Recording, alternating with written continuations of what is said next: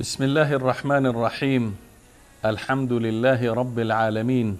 الحمد لله الواحد الأحد الفرد الصمد الذي لم يلد ولم يولد ولم يكن له كفوا أحد، والصلاة والسلام الأتمان الأكملان على سيدنا وحبيبنا محمد بن عبد الله وعلى آله وصحبه ومن والاه.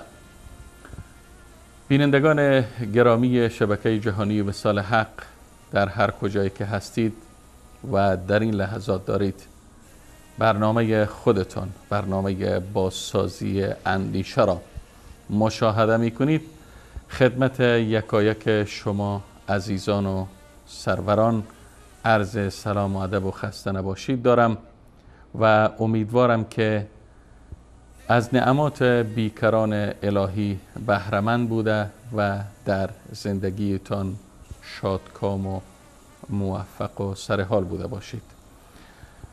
با برنامه دیگر از سری برنامه‌های بازسازی اندیشه بار دیگر مهمان شما عزیزان و بزرگواران هستیم و در این برنامه کارشناس دائمی برنامه استاد عبدالرحمن فاتح با ما هستند.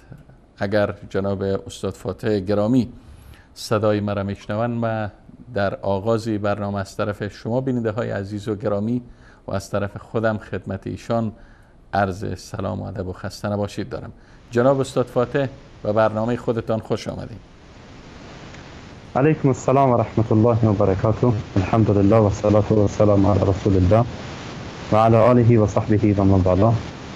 منم به خدمت شما استاد بزرگوار و تمام بینندگان عزیز و گرامی در هر گوشه از دنیا که هستند عرض سلام و ادب دارم و در خدمت شما و بینندگان عزیز و گرامی قرار دارم.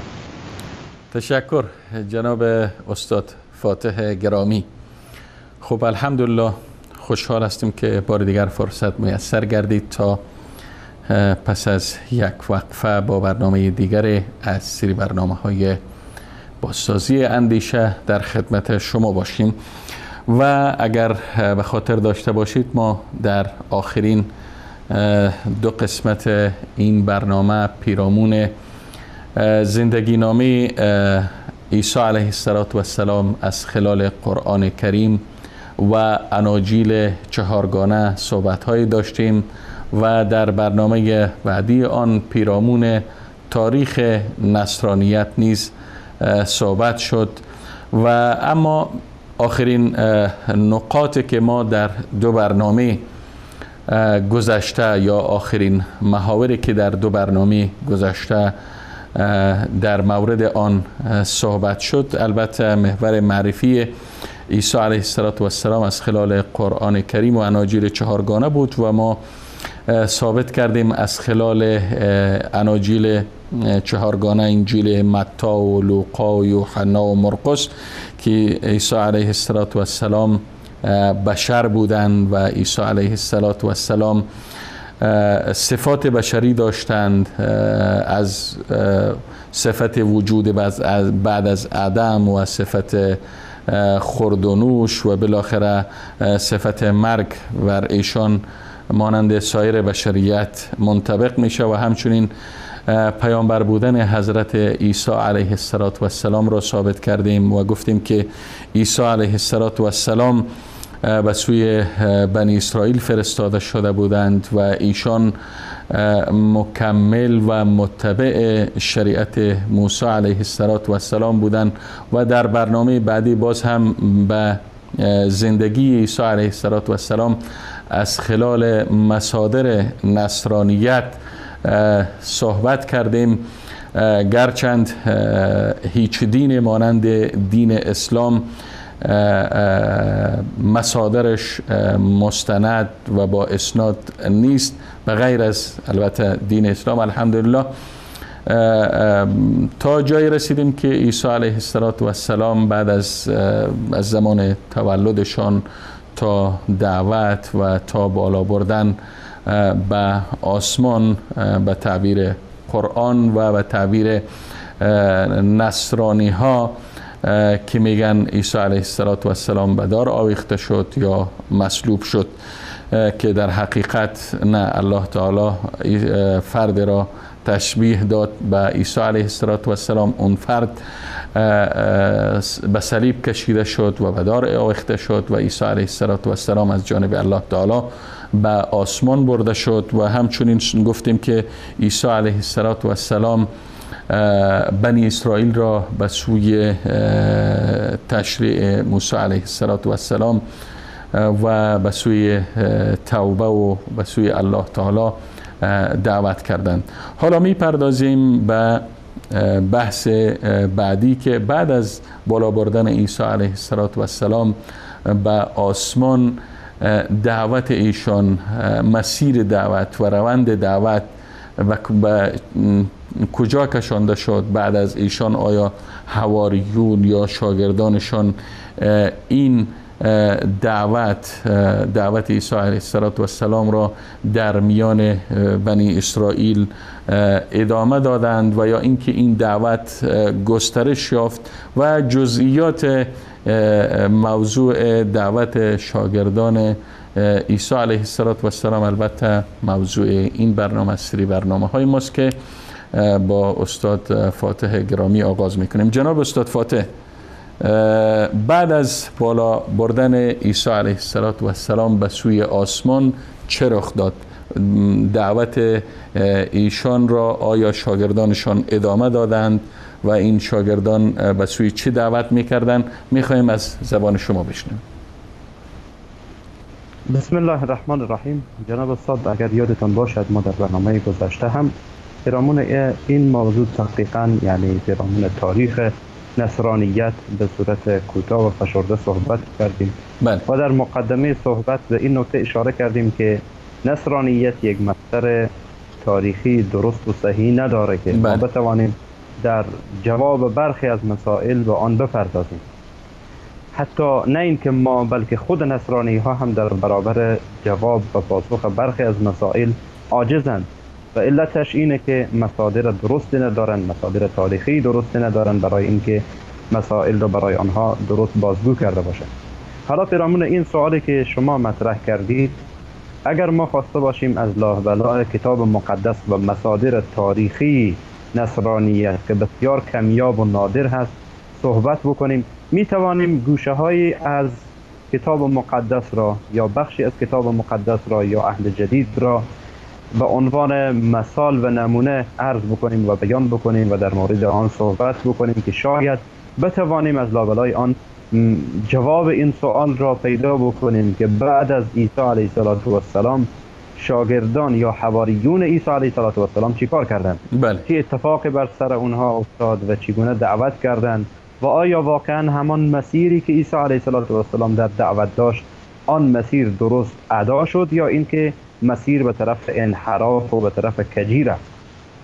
جناب استاد، ما گفتیم که اولا مصادر نصرانیت در این مورد کمه، اگرچه در لابلای عهد جدید مسائلی یعنی جملاتی و کلماتی در لابلای بعضی از اسفار آن ذکر شده، ولی بیشترین سفری که به این موضوع پرداخته یعنی در عملکرد اصحاب یا یاران یا شاگردان عیسی علیه السلام بعد از اینکه الله متعال را به آسمان ها برد و به تعبیر نصرانی ها به صلیب کشیده شد که ان شاء الله ما بعداً این صلیب را خواهیم شکستان با دلایل و براهین محکم و قوی ان شاء الله.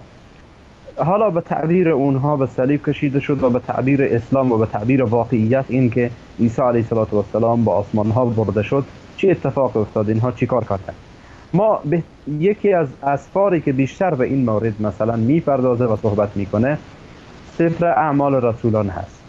یعنی کار کردی که رسولان یا به هر حال همان حواریون یا فرستادگان داشتن، اینها چی کارهای انجام دادن بعد از عیسی علیه السلام. بله. آنچه که در کتاب مقدس و در عهد جدید در این مورد ذکر میشه، اگر مثلا ما با مقدمه همین سفر شروع بکنیم، مقدمه‌ای که خود کلیسا برای آن گذاشته، یعنی مقدمه‌ای نیست که من گذاشته باشم یا شما جناب استاد و یا یکی دیگر از بینندگان ما گذاشته باشه، بلکه این مقدمه است که خود کلیسا برای کتاب مقدس گذاشته، برای ترجمه تفسیری که حالا در شبکه‌های مسیحی به عنوان مرجع در حقیقت این کتاب محسوب میشه و از آن میخوانند و به هر حال در سایت هایشان حتی گذاشته است و از آن استفاده میکنند. اگر ما خواسته باشیم جناب استاد بحث را شروع بکنیم از اینجا که بعد از بلند رفتن عیسی علیه السلام یا به تعبیر اونها بعد از صلیب کشیدن شدن عیسی علیه السلام چی اتفاقی افتاد و حواریون چی کار کردن، ما از اعمال رسولان جناب استاد با اجازه شما شروع میکنم. در مقدمه اعمال رسولان جناب استاد، اعمال رسولان یکی از اسفار هست، یکی از اسفار، یعنی بعد از انجیل یوحنا بله. ترتیبی که در کتاب مقدس هست و در عهد جدید هست، بعد از یوحنا اعمال رسولان هست. بله. میگه که هنگامی که عیسی مسیح را بر صلیب کشتند، البته تعبیر اون است. ما گفتیم که بعد از اینکه عیسی علیه السلام رفع میشه و بلند میشه، بله، رسولان او از ترس جانشان خود را به پناهگاهی رساندند و درها را محکم پشت سر خود بستند. بله. این قول است، این قول کسی است که مقدمه برای سفر اعمال رسولان گذاشته. میگه ولی هنوز 3 روز از مرگ پیشوایشان نگذاشته بود که او را زنده در میان خود دیدند. آری، عیسی مسیح زنده شده بود و اینک در این بخش میخوانید که این رسولان که شاهدان عینی این واقعه تاریخی بودند، چطور با جرأتی که روح خدا در آنان به وجود آورده بود همه جا رفتند و به همه مژده دادند که عیسی زنده است و در پی بشر گم شده می باشد تا او را از بند گناه آزاد سازد. حالا این ادامه است که اینها به هر حال گذاشتن. حالا جناب استاد بحث ما اینجاست که در اولین وهله اینها از ترس فرار کردند، در پناهگاه ها رفتند، از ترس که مبادا به دست یهود بیفتن و یهود آنها را مثل که به هر حال با پیشوایشان یا با بزرگشان به تعبیر اینها به هر حال کاری انجام داده در انجیل آمده. بله. بله به این تعبیری که اینها به هر حال که اون را به صلیب کشیدن و کشتن، شاید با اینها همین کار را انجام بدن، لذا از ترس فرار کردند تا اینکه به تعبیر این عیسی علیه السلام دوباره برای اینها ظاهر شد و برای از اینا گفت که من زنده هستم، در حقیقت مرگ به سراغ من نیامده، اگرچه در خود اعمال رسولان میاره بعداً توضیح میده این موضوع را که به هر حال مرگ به سراغ من نمیآید و از این قبیل حرفا. حالا جناب استاد از اینجا ما شروع میکنیم که اینها بعد از اینکه ترسیدن مرحله بعدی میایه که این افرادی که به هر حال شاگردان عیسی هستن، حواریون عیسی علیه السلام هستن، اینها شروع کردن به دعوت، رفتن در شهرهای یهودی نشین شروع کردن به دعوت کردن و آنچه که در سفر اعمال رسولان میایه مثلا در این به این نکته اشاره میکنه که به هر حال بعضی از عجایب از دست اونها سر زد و بعضی از مریضها را شفا دادن، یعنی این رسولان یا شاگردان عیسی و حواریون عیسی علیه السلام. یعنی آنچه که این می با وجودی که جناب استاد مثل چالشی که یا تهدیدی که در سر راه پیشوایشان عیسی علیه السلام وجود داشت و سر راه اینها هم بود، ولی اینها دوام آوردند و در برابر چالش هایی که از طرف یهود و علمای یهود بر اینها تحمیل میشد یا از طرف به هر حال همان پادشاهی که الان میخواست که پادشاهی باقی بمانه، طرفدار یهود شده بود تا اینکه در برابر اینها ایستاد بشه و با اینها بجنگه. و شما میدانید طبیعت سیاسیون این است که ببینن کدام طرف قدرت داره به همان طرف خودشان را تمایل میدن و به طرف مقابلش به هر حال شروع میکنن به فشار آوردن. مثل که بر عیسی علیه السلام اگر یادتان باشه ما از اناجیل 4گانه در برنامه گذشته به این مورد صحبت کردیم که پادشاه نمیخواست ولی به هر حال علمای یهود را مجبور کردن یا نمیخواست که از قدرت خود بیفته، لذا بر این که نمیخواست ولی اقدام کرد به این کار، اقدام کرد که عیسی علیه السلام بکشه و از بین ببره.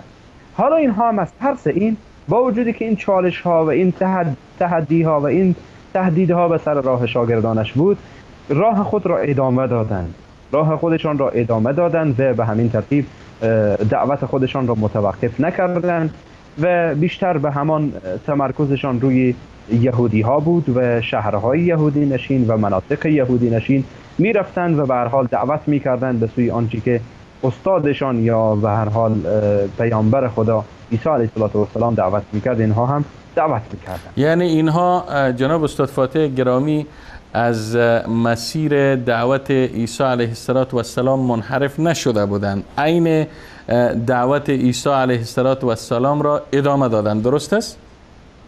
جناب استاد این در حقیقت اگر خواسته باشیم جمله درستش را استفاده بکنیم، اگر بگیم که کلا منحرف نشده بودند تا این زمانی که حالا ما صحبت میکنیم، بله منحرف نشده بود، اما بعداً انحراف در میان اینها هم حتی به وجود آمد که بعداً ان شاء الله ما این را واضح میکنیم.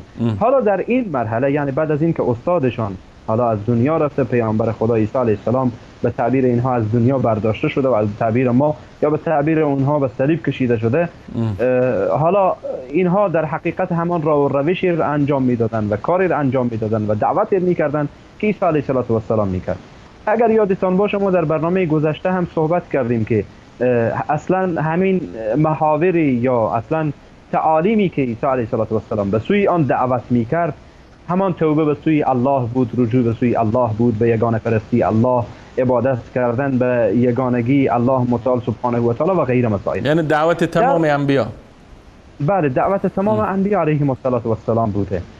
در این در حقیقت در اعمال رسولان، در سفر اعمال رسولان، آنچه که مثلا میآیه مشهور به نام موعظه پتروس، یکی از حواریون هست و یکی از شاگردان عیسی علیه السلام هست، پتروس. این پتروس موعظه‌ای داره جناب استاد، اجازه بدین که من یک قسمت از این موعظه پتروس را برای شما نقل بکنم. اگر اسنای نقل کردن شماره صفحه را هم ذکر کنین تا اگر بیننده‌ای که مایل هستند خودشان و صورت مستقل تحقیق کنن اطلاع داشته باشن لااقل از شماره صفحه. بسیار خوب جناب استاد. من جناب استاد میگم که همان اعمال رسولان، بله، باب دوم، سفر اعمال رسولان باب دوم، بله بله، باب دوم آیت یا فقره 38. البته شاید چاپ ها فرق بکنه، این چاپی که پیش من است چاپ ترجمه تفسیری صفحه 1039. در اینجا میاره سخنان پتروس نقل میکنه، میگه پتروس جواب داد. چی گفت؟ بله. گفت هر یک از شما باید از گناهانتان دست کشیده، یعنی به سوی توبه دعوت میکنه، به سوی خدا بازگردید و به نام عیسی تعمید بگیرید تا خدا گناهانتان را ببخشاید. حالا شما جناب استاد دقت بکنین در این مورد، در حقیقت پتروس به سوی همان چیزی که عیسی علیه السلام دعوت میکرد، چنانچه ما از اناجیل 4 گانه در برنامه گذشته ثابت کردیم که عیسی علیه السلام به سوی همین ها دعوت میکرد، کدام چیز دیگری دعوت نمیکرد. به سوی این دعوت نمیکرد که بگه من فرزند خدا هستم یا بگه که به هر حال من اله هستم، معبود هستم، بلکه میگفت که من بنده خدا، حالا به تعبیر ما مسلمان ها یا به تعبیر اونها رجلون یا مردی هستم که به هر حال فرستاده شدم. حالا تعبیر صحیح تر بگیم، میگفت که فرستاده شدم از جانب خدا، نمیگفت که من فرزند خدا هستم و از این قبیل حرفا. جناب استاد دقیقاً اگر شما دقت بکنید در این سفر اعمال رسولان، همین باب دوم، وقتی ما برخی از مسائل در اونجا میخوانیم که در مورد عیسی علیه السلام چی نظر داره، یعنی تصریح میشه بر این که عیسی علیه السلام فرزند خدا نیست و اله و معبود هم نیست. بله، خودش چنین ادعایی نکرده. بله، چنین ادعای عیسی علیه السلام نکرده و این شاگردان عیسی هم چنین ادعای در حقیقت آنچه که در اعمال رسولان در اینجا در نزد ما هست نکرده که من فرزند خدا هستم یا این که نعوذ بالله من اله هستم و معبود هستم. در اینجا جناب استاد در سفر اعمال رسولان باز هم باب دوم فقره 22، بله، فقره 22 میگه که حال ای مردان اسرائیلی به من گوش دهید. این را پتروس میگه، همانطور که خود نیز می‌دانید خدا به وسیله عیسی ناصری معجزات عجیب ظاهر کرد تا به همه ثابت کند که عیسی از جانب او آمده. بله. دقت بکنین جناب استاد در کلمات. اگرچه جناب استاد من بارها گفتم و باز هم کسانی که مسیحی هستند یا نصرانی هستند چالش میدم که یک نسخه از انجیل را و از کتاب مقدس را معرفی کنید که با هم تناقض نداشته باشه. جناب استاد این صاحب این کتاب، کسی که این را ترجمه فارسی کرده، در مقدمه این کتاب مقدس میگه که بیش از 300 زبان زنده دنیا این کتاب ترجمه شده. بله. دقت بکنید جناب استاد، من یک بار نه، دو بار نه، سه بار نه، در همین برنامه وقتی که به هر حال برنامه را مرتب میکنم تا اینکه این آیات را یک بار بررسی بکنم ببینم، جناب استاد وقتی اینها را میبینم تعجب میکنم. یعنی وقتی نسخه عربی را میبینم فرق میکنه با این نسخه‌ای که حالا در پیش منه. در اینجا به عنوان مثال جناب استاد ببینید که پتروس چی میگه. میگه خدا به وسیله عیسی ناصری، اینجا را دقت کنید، عیسی ناصری، به وسیله بله عیسی ناصری معجزات عجیب ظاهر کرد. اما وقتی در متن عربی میرویم یا در نسخه عربی که به زبان عربی ترجمه شده جناب استاد مراجعه میکنه چی میگه؟ میگه فیا بنی اسرائیل اسمعوا هذا الكلام ان یوسع الناصری رجل ایده الله. دقت کنید جناب استاد، رجل مردی است که شما زبان عربی میفهمین. بله. رجل یعنی مردی است از بشر، نمیتونه که فرزند خدا باشه به او بگه رجل.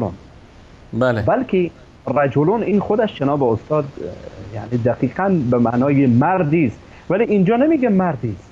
اینجا میگه عیسی ناصری معجزات عجیب ظاهر کرد، فقط همین میگه، نمیگه که مردی بود که به هر حال معجزات و عجایب را ظاهر کرد. بله. این نکته جناب استاد قابل تأمل که بینندگان عزیز و گرامی و به خصوص کسانی که نصرانی هستند و مسیحی هستند بفهمند.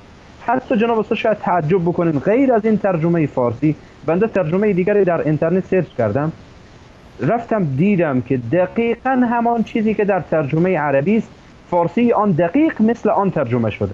اما چرا در اینجا آنچه که منتشر است در میان مسیحیت و در میان نصرانی ها و در شبکه ها آن را به عنوان کتاب معتبر به رسمیت میشناسن، حالا ترجمه معتمد، چرا این نکات حذف میشه؟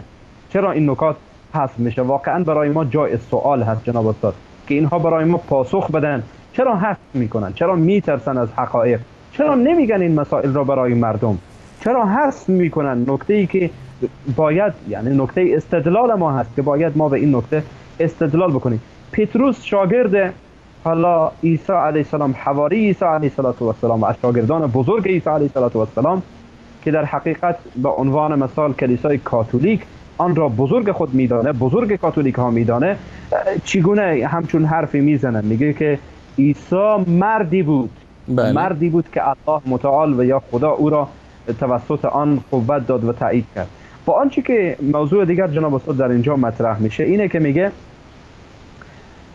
حالا به تعبیر این ترجمه میگه خدا به وسیله عیسی ناصری معجزات عجیب ظاهر کرد تا به همه ثابت کند.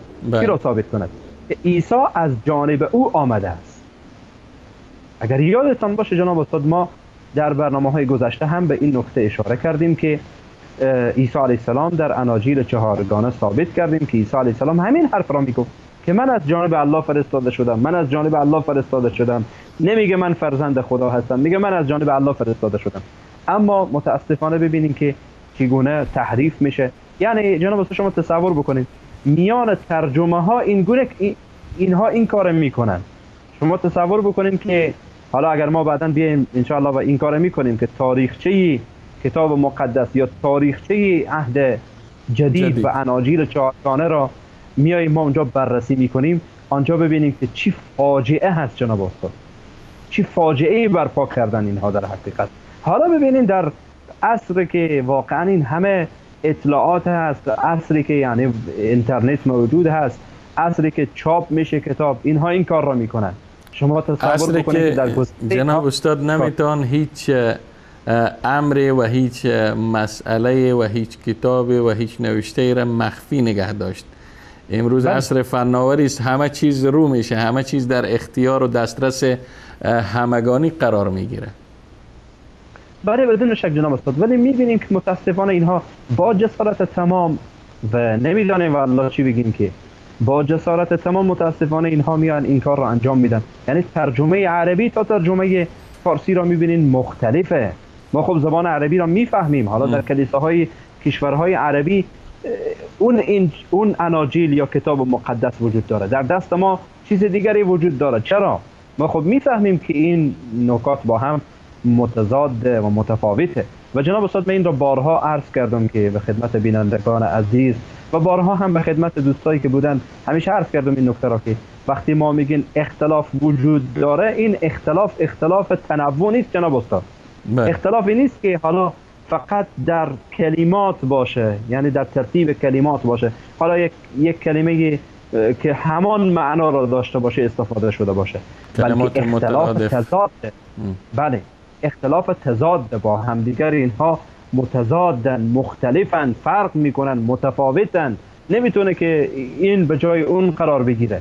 لذا جناب استاد این اختلاف بسیار اختلاف جدی هست و اساسی هست. لذا در اینجا پتروس همین حرف را میزنه و میگه که عیسی ناصری، عیسی علیه السلام فرستاده شد و مردی بود که الله او را با معجزات و عجایب و علامات فرستاد تا اینکه چه کار بشه؟ تا اینکه شما بفهمین که این از جانب الله آمده. چون میدانین که معجزه در حقیقت تایید کننده فردی است که ادعای پیامبری میکنه. لذا عیسی علیه السلام آمده همراه این معجزات تا اینکه تایید بشه و مورد تایید مردم قرار بگیره که واقعا از جانب الله سبحانه و تعالی فرستاده شده. جناب استاد این دوره یعنی ادامه پیدا میکنه و شاگردان عیسی علیه السلام و آنچه که در این اعمال رسولان، در سفر اعمال رسولان نقل میشه، در به هر حال بابها و ابواب مختلفش، حالا از باب اول گرفته تا آخر، میایه به طور تفصیل اینها را بیان میکنه. بعد از اینکه دعوت شاگردان عیسی علیه السلام و جرأت پیدا میکنن که دعوت آنها رشد پیدا بکنه، خب یهودی ها بیکار نمی نشین. یهودی ها شروع میکنن به تفکیری کردن. سوالی که میخواستم ما بکنم همین بود جناب استاد که وقت یهودی ها تاب تحمل دعوت عیسی علیه السلام را نیاوردند و رفتن که عیسی علیه السلام را به صلیب بکشند، به تعبیرشان که الحمدلله الله تعالی ایشان را به سوی آسمان ها برد. چطور شد که اینها دعوت شاگردان و حواریون عیسی علیه السلام را که تا این لحظه گفتین عین مسیر دعوت عیسی علیه السلام را بدون انحراف داشتند میپیمودند، چطور این را تحمل کردند؟ همین حرف جناب استاد. اینجا خب در حقیقت نمیتونن یهودی ها ساکت بنشینن، مادامی که در برابر عیسی علیه السلام ساکت ننشستند، در برابر شاگردان او و کسانی که حالا هم فکر او هستند و کسانی که معروفند که دنبال عیسی بودند تا اخیر دنبال عیسی علیه السلام بودند، در حقیقت اینها نمیتونن در برابر اینها ساکت بنشینن و به هر حال اونها را به حالشان رها بکنن. و اگر یادتان باشه گفتم در اولم، بعد از اینکه این چالش ها و تحدی ها و تهدیدها بر علیه اونها بود، ولی نه اینکه به این مقدار که حالا دعوت اینها اوج گرفته، دعوت اینها داره رو به ازدیاد هست و تابعین اینها و افرادی که از اینها متابعت میکنن زیاد هست. خب از طریق میبینیم که اون معابد که در اونجا یهودی ها هستند و آخوندهای یهودی هستند نمیتونن ساکت بنشینن در برابر این دعوتی که حالا شاگردان عیسی علیه السلام، یعنی دعوت شاگردان عیسی علیه السلام دعوت مخفی بود جناب استاد، یا اینکه دعوت علنی بود و در حضور آخوندهای یهودی ها طبق که شما اشاره کردین صورت می گرفت؟ جناب استاد در حقیقت آنچه که ما مثلا از اعمال رسولان میفهمیم و در اعمال رسولان موجود هست، در سفر اعمال رسولان احیانا شده که برخی از شاگردان عیسی علیه السلام به صورت علنی در برابر آخوندهای یهودی هم ایستاد شده و آنها را متوجه کردند که شما در باطل هستید، شما در خطا هستید، دین موسی علیه السلام را به تباهی کشاندید، به خطا کشاندید، به انحراف کشاندید، تحریف کردید، دستکاری کردید. این دینی نیست که شما برای مردم از موسی علیه السلام تعریف میکنید. لذا این به صورت مخفیانه نبوده جناب استاد، به صورت مخفیانه نبود بلکه به صورت علنی بود که اینها دعوتشان را انجام میدادند و دعوتشان گسترش داشت و در حال اوج گرفتن بود، یعنی اوج کرده بود در حقیقت. اینجا بود که یهودی ها و آخوندهای یهودی ساکت ننشسته و مثل هر زمانی که آخوندهای درباری که حالا حتی در کشورهای اسلامی هم متاسفانه وقتی که ببینن منافعشان به خطر هست، یا آخوندهای رافیزی را ببینید مثلا بهترین نمونه اش هستند که به هر حال مثال بزنین تا بینندگان عزیز ذهنشان نزدیک بشه به موضوع. آخوندهای رافیزی ببینید شما، هر کس که مخالفشان باشه فرق نمیکنه، حتی هم فکرشان باشه، مخالف این دیدگاه سیاسی، مخالف این دیدگاه فکری و اندیشه‌ای و منهجی که فعلا اینها برای خودشان گذاشته‌اند، هر کس مخالفشان باشه آن را از سر راه خود برمی‌دارند. این آخوندهای یهود هم میدانستند که موقعیتشان به خطر میره، میدانستند که نمیتونن در برابر این دعوتی که حالا حق و سخن اینها برای گفتن نداشتن در برابر آنها و منطق درماندگان. شما میدانید که در طول تاریخ همین بوده که تهدید کنن، بزنن، فشار بیارن، سختگیری بکنن، بکشن. این تعبیر که در حقیقت جناب استاد یعنی میشه گفت که منطق انسان‌های درمانده، انسان‌های بی منطق و انسان‌هایی که منطق ندارن متاسفانه هست. و این آخوندهای یهودی هم در تلاش میشن که شاگردان عیسی را ساکت بکنن، مثل که به تعبیر خودشان یا به تعبیر اینها عیسی علیه السلام را ساکت کردن و او را به تعبیر اینها به صلیب کشیدن. خب جناب استاد میبینیم که یک سری تنش‌هایی به وجود میآید، یک سری برخوردها صورت میگیره. اگر جناب استاد فاتح گرامی بگذاریم این تنش‌ها و این واکنش‌ها و این عکس‌العمل‌هایی که صورت میگذاریم پس از دیدن یک میان برنامه، البته به اجازه شما و به اجازه بیننده های عزیز و گرامی یک میان برنامه میبینیم و بعد از این میان برنامه موضوعیمان را دنبال میکنیم که بعد از آن چه رخ میته و شاگردان عیسی علیه السلام آیا غیر از بنی اسرائیل را هم دعوت کردند و دامنه دعوت اینها تا کدام حد گسترش یافت و پولس چه شخصی بود و چه موقع آمد به جمع شاگردان عیسی علیه السلام پیوست و این دین را به انحراف کشاند. این موضوعاتی است، محاوری است که انشاءالله پس از دیدن میان برنامه بهش خواهیم پرداخت.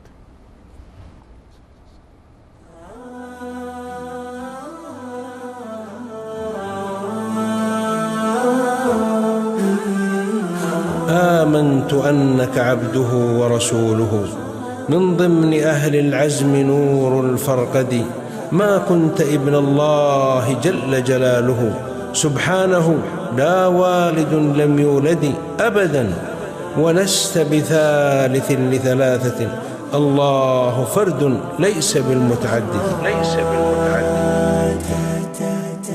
عيسى ابن مريم يا حبيب محمد بشرت يا روح الإله بأحمد صلى عليك الله في عليائه يا ابن البتول خليل كل موحد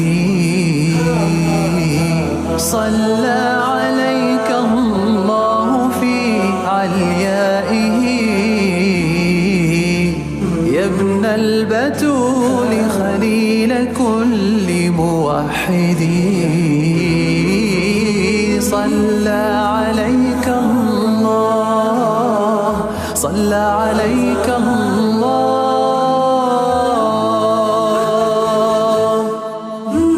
قد أوجب المختار حبك شرعة فينا وفي الإيمان لم نتردد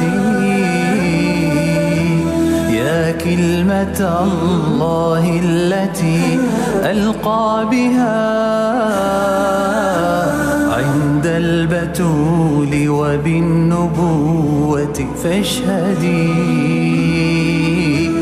آمنت أنك عبده ورسوله من ضمن أهل العزم نور الفرقد ما كنت ابن الله جل جلاله سبحانه لا والد لم يولد سبحانه لا والد لم يولد عيسى ابن مريم يا حبيب محمد بشرت يا روح الإله بأحمد صلى عليك الله صلى عليك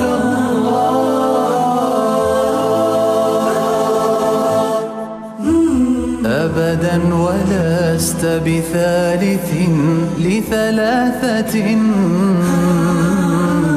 الله فرد ليس بالمتعدد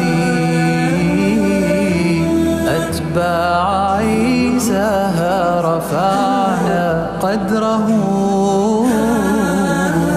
وبصدقه يدعو البرية سيدي هيا بأحمد آمنوا فهو الذي مدح المسيح بمصحف وبمسجد عيسى وأحمد مرسلان كلاهما في الذكر والإنجيل رغم الملحدين في الذكر والإنجيل رغم الملحدين فعلى البتول وابنها حلل الثناء وسلامنا من متهم أو منجد إيماننا لا يستوي إن نحن لم نؤمن بعيسى في اعتقاد أرشدي إيماننا لا يستوي إن نحن لم نؤمن بعيسى في اعتقاد أرشدي صلى عليك الله صلى عليك الله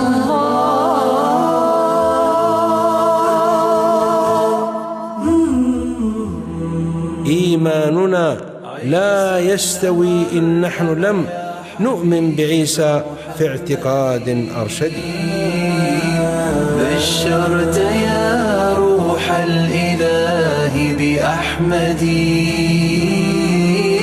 صلى عليك الله في عليائه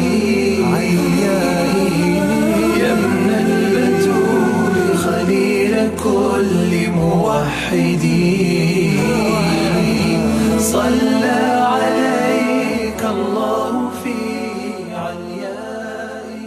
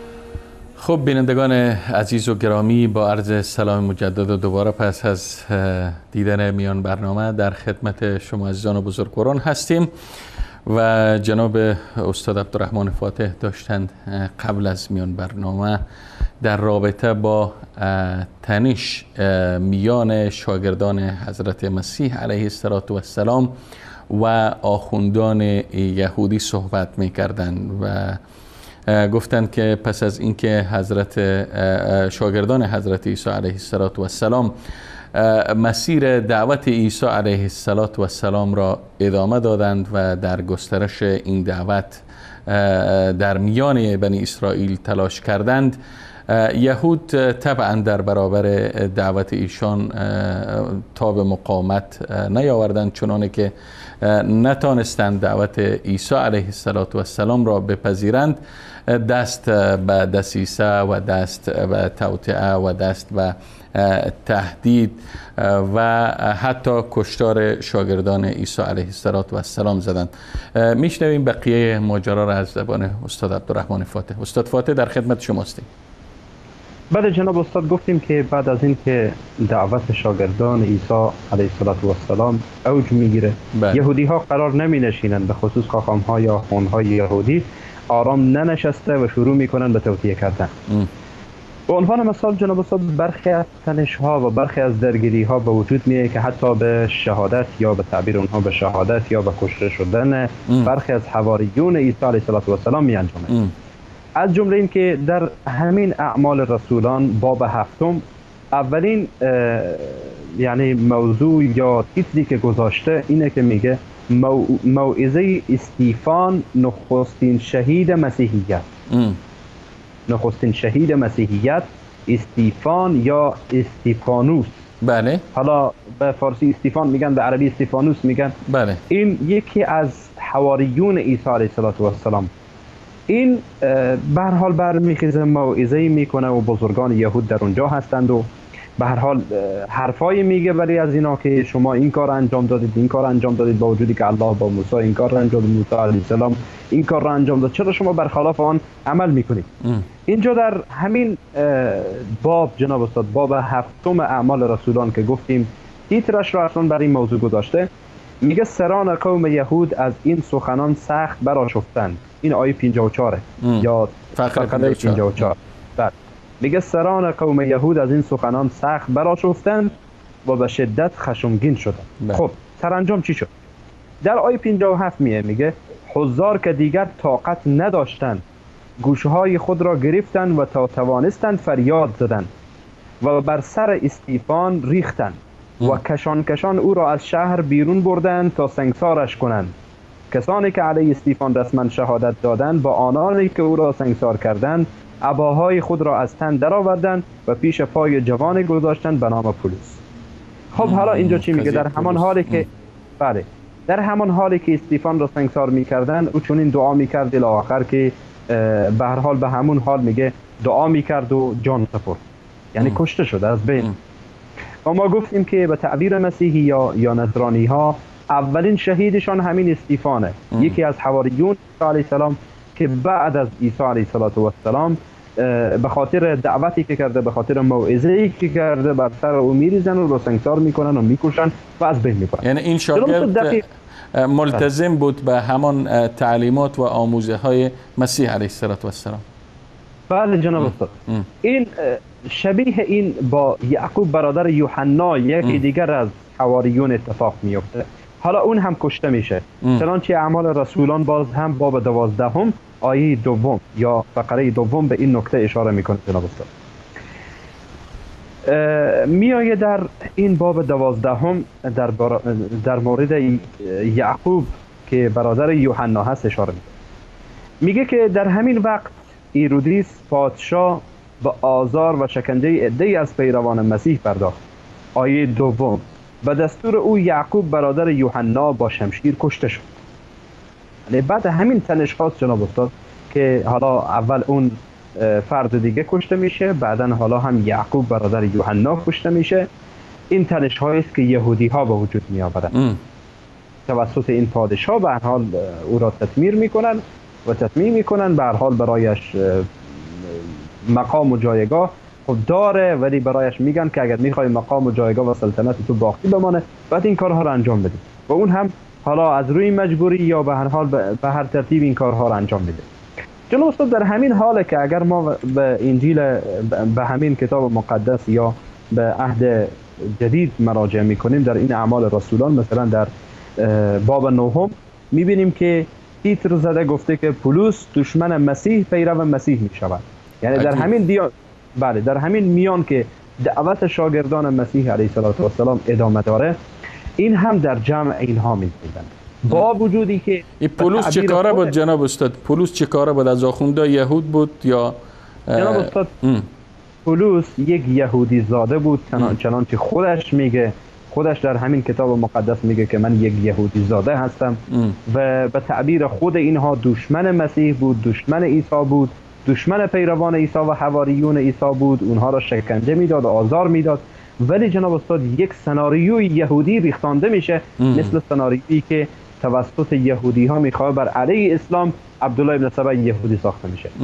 بعد این را در جامعه نصرانیت و مسیحیت داخل میکنن به عنوان یک کسی که حالا در رأس قرار میگیره یا جزئی از حواریون عیسی خودش را محسوب میکنه و جزئی از شاگردان و مثل شاگردان مسیح علیه السلام خودش را حساب میکنه، وارد میشه برای انحراف دین مسیحیت که ما بعداً انشاءالله به فتنه پولس در برنامه‌های خاص خواهیم پرداخت که چی فتنه‌های این در دین مسیحیت به وجود آورد، چی تحریف‌های در دین مسیحیت به وجود آورد. یعنی انحراف روند انحراف مسیحیت یا همون نصرانیت با ورود پولس در زمره یا مجموعه یا حلقه شاگردان مسیح علیه السلام آغاز میشه، درست است؟ جناب استاد می توانیم بگیم که یکی از اساسی ترین و عمده ترین اسبابی که و عواملی که باعث انحراف دین نصرانیت و مسیحیت میشه پولسه.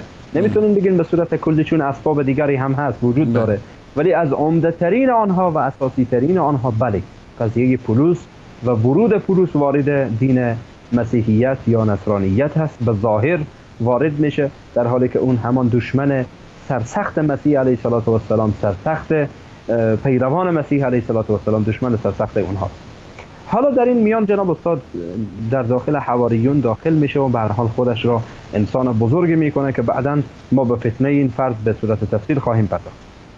جناب استاد تا این زمانی که حالا ما داریم از آن حرف میزنیم، نه این زمان یعنی حال زمان خودمان را بگیم، از این داستان و از این حکایتی که داریم میگیم، بله، تا این زمان دعوت حواریون یا دعوت شاگردان مسیح علیه السلام بر همان منهجی است که عیسی علیه السلام اونها را فرستاده بود که شما برین فقط یهودیان را دعوت بکنید. از اینجا دیگه به طرف انحراف میره. جناب استاد به خاطر اینکه بینندگان عزیز گرامی بیشتر حضور ذهنشان باشه انشاءالله من از انجیل متی یک نقل قول میکنم. جناب استاد بفرمایید. انجیل متی باب 10 میاد، اصلا تیتر هست بر این که 12 شاگرد عیسی، بعد میاد شاگردای عیسی علیه السلام به معرفی میگیره. اینجا جناب استاد در آیه 5 یعنی باب 10 انجیل متی آیه 5 میگه که عیسی ایشان را به مأموریت فرستاده، چی کسان؟ شاگردانش را. چون این گفت نزد غیر یهودیان و سامریان نروید، بلکه فقط نزد قوم اسرائیل که گوسفندان گمشده خدا هستند بروید. اگر یادتان باشد ما اینا را بارها تکرار کردیم، بله، میخندیدیم. حالا هم به هر حال بینندگان عزیز یه خنده بکنن جالب. به هر حال جناب استاد اینجا همین روشی بود که حالا عیسی علیه السلام اینها را فرستاد، شما به سوی غیر یهودیان نرید. و تا این زمانی که حکایت ما حالا در حال جریان هست و صحبت میکنیم در مورد آن، یا حتی قضیه اون زن کنعانی اگر یادتان باشه جناب استاد. بله جناب استاد زیاد هست، ما به صورت تفصیل در این مورد در برنامه گذشته پرداختیم. خب حالا بس اینجاست که جناب استاد هنوز همین دعوتشان فقط برای یهودیان است. اما بعد از این که حواریون عیسی و شاگردان عیسی علیه السلام متوجه میشن که غیر یهودیان هم سخنان آنها را قبول میکنن و میپذیرن و میشنون، اینها شروع کردن به دعوت غیر یهودیان. و حتی ما داریم که به عنوان مثال وقتی برنابا را میفرستند به انطاکیه، اگر که در انجیل برنابا که ما بعدا ان شاء الله در مورد انجیل برنابا هم صحبت میکنیم که وقتی در مصادر و کتب اینها صحبت بکنیم، غیر از اناجیل چهارگانه انجیل برنابا هست که امروز آن را نسبت میدن با مسلمان ها که یک نسبت غلطه، یک نسبت بیجا هست و ما این رو ثابت خواهیم کرد که انجیل برنابا یک حقیقت هست، افسانه ای نیست که از طرف مسلمان ها ساخته شده باشه، ولی مسیحیت و نصرانیت، جهان مسیحیت و نصرانیت آن را قبول نمیکنه به خاطر که با عقاید فعلی آنها در تضاد. به هر صورت این برنابا هم که یکی از این حواریون هست به انطاکیه میره و برای دعوت به سوی دین عیسی علیه السلام یا دینی که به هر حال عیسی علیه السلام برای تکمیل آن آمده در میان البته غیر یهودیان، غیر بنی اسرائیل. بله، همراه این برنابا یک کسی دیگری هست به نام پولس. این پولس هم خودش را شریک میکنه، شریک ماجرا میکنه و به هر حال خودش را میگه که من هم یکی از داعیان هستم و من هم یکی از حواریون هستم یا یکی از جزئی از اینها هستم که دعوت میکنم به سوی عیسی علیه السلام. خب جناب استاد، اینها در این دعوت خود موفق میشن، هر دو اینها در حقیقت هم برنابا و هم پولس هر دو اینها در دعوتی که غیر یهودیان را میکنن تا اندازه موفقن. یعنی برنامه و طرحی که برای به انحراف کشیدن نصرانیت ریخته بودند موفق شدند. بله جناب استاد، تا اندازه یعنی میشه گفت انحرافی بود که حالا به وجود آمد، یک اولین انحراف، با وجودی که ما سوال داریم یعنی از مسیحی ها و از آخوندا و کشش های مسیحی و نصرانی که این را برای ما جواب بدن، با وجودی که در انجیل متی عیسی علیه السلام میگه که به شاگردان خود آنها را میفرسته، میگه به سوی غیر یهودیان نروید. چرا این شاگردان این کار را کردن؟ این واقعا جای سوال هست که باید پاسخ داده بشه. به هر صورت جناب استاد، این دعوت به همین ترتیب ادامه داره و حتی بت پرستها را هم دعوت میکنن. اما در بحث بت پرستها وقتی داخل میشه، اینجا یک اختلاف، یک شکاف در میان خود داعیان اصلا به وجود میآید و این شکاف اینه که اینها اختلاف نظر پیدا میکنن که این بت پرستهایی که وارد دین مسیحیت یا نصرانیت میشن و یهودی در حقیقت یهودی نیستند، اینها حکمشان چیست؟ آیا اینها ملزم هستند به این که و پایبند باشند به شریعت موسی علیه السلام یا نه؟ برخی از اینها مثل پولس و امثال پولس میگن نه، نباید اینها پایبند باشند. اینها نباید پایبند باشند. همین که به هر حال به دین در آمدن، اگرچه یک دوست حکمی هست که ما بعدا ان شاء الله اون را نشان میدیم، همین مقدار کافی است. همین مقدار که اینها به هر حال وارد دین شدن، همین مقدار کافی است. نیازی نداره که اینها پایبند باشند به شریعت موسی. مانند که امروز فقط صلیب در گردن می آویزن و تمام شد، تو نصرانی شدی و تو مسیحی شدی. بله خلاص تمام میشه همه چیز. خب جناب استاد، بله بفرمایید. از جمله چیزهایی که یعنی این مردم دعوت میکنن، یعنی برخی از داعیان که شما باید ملزم باشید، حتی بت پرست‌ها را ملزم میدانند، مثلا مسئله ختنه هست. یکی از مسائل میگن حتما باید ختنه بشن. اینا در خود اعمال رسولان، در همین اعمال رسولان، سفر اعمال رسولان باب 15 ما میبینید اینجا که جناب استاد میگه که آنگاه چند نفر از مسیحیان، در فقره 5 میگه آنگاه چند نفر از مسیحیان که قبلا از فرقه فریسیان بودند برخاسته گفتند تمام غیر یهودیانی که مسیحی شدند باید ختنه شوند و تمام آداب و رسوم یهود را نگه دارند. بعد از این اتفاق میفته، اختلافی در میان اینها به وجود میاد. بعد شورایی به وجود میاد به نام شورای اورشلیم. حالا برخی از این افراد حالا جمع میشن، برخی از این حواریون جمع میشن که چیکار بکنین. حالا میمانن، جواب ندارن برای اینکه چیکار باید ما بکنیم، که آیا اینها را ملزم بکنین به شریعت موسی یا نکنین. آخر نتیجهش این میشه جناب استاد، نتیجهش بر اینه که در همین باب 15 فقره 28 و 29 میگه زیرا با هدایت روح القدس صلاح دیدیم که از قوانین یهود باری بر دوش شما نگذاریم. این کی میگه؟ حواریون میگن. فقط چند نکته را میگن برای کسانی که حالا بت پرست بودند مسیحی شدند. میگه فقط گوشت حیواناتی که برای بت‌ها قربانی میشوند و گوشت حیوانات مردار یعنی خود مرده و خون نخورید، یعنی اینها را نخورید. بله. و هرگز زنا نکنید. فقط همین چیزها. بعد میگه اگر از این چیزها بپرهیزید کار خوبی خواهید کرد، همین و بس. حالا این میگه همین و بس، قول من نیست جناب. میگه همین و بس، یعنی تمام دیگه شما نصرانی حقیقی شدین. و اصلا جناب استاد اجماع بر این شد، شورای اورشلیم وقتی برگزار میشه، اصلا خود این اعمال رسولان وقتی که میبینین ما در باب 15 تیتر گذاشته شورای اورشلیم.